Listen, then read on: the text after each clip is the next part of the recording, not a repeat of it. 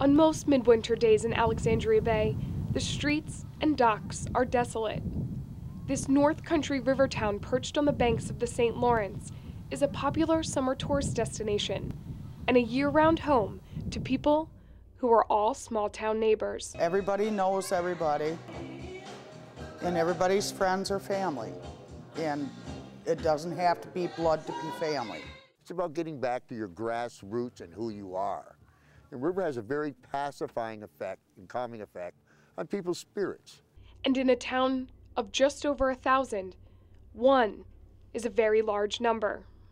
He's the first young man that we've lost in a war since World War II.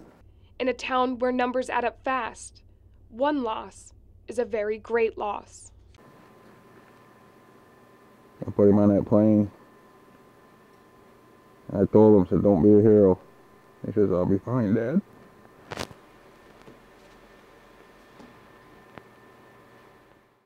Glenn Sweet never saw his only son again.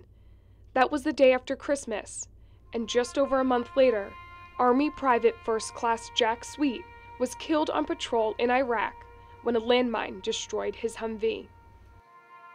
As soon as he went in the Army, he put that uniform on. He wanted everybody to see him, you know. He was proud. I was proud. He knew where he wanted to go, you know, and I thought, well, he could stay here and be one of these kids that are partying and drinking and driving and all that stuff, or he could try to do something with his life. Jack enlisted right out of high school, finished his infantry training, then got stationed to the 10th Mountain Division at nearby Fort Drum. He was only 19 when he died. When those people come to your door,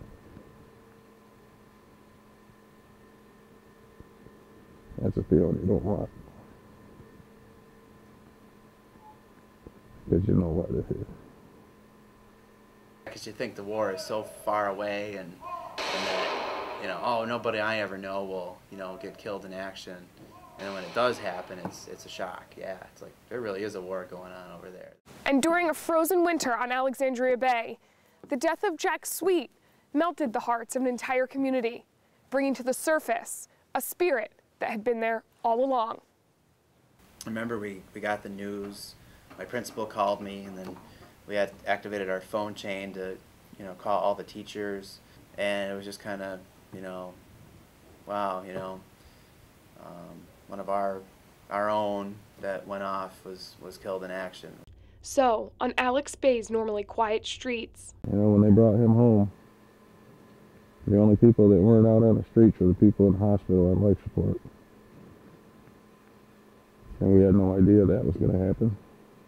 No idea. today, overlooking the river, a river townspeople say brings life to Alexandria Bay, there stands a monument honoring Jack's life.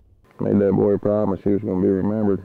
And when they put that memorial up at the park, Jack has become the spirit of the river, what has always been from our grandfathers to our fathers. I took 3 of my 5 grandsons up there and took pictures in front of it and tried to explain to him that this was a local hero. And he asked why, and I said because he gave his life for our country. Would he think of himself as a hero? I don't think so. You know, he's just trying to do his part.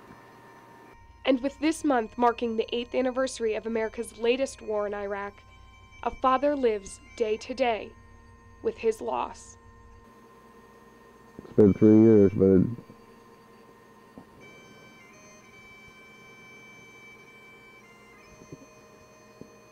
doesn't get easier.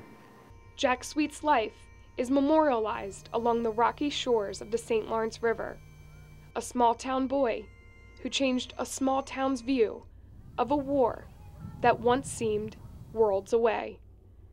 In Alexandria Bay, Emily Chernikowski, NCC News.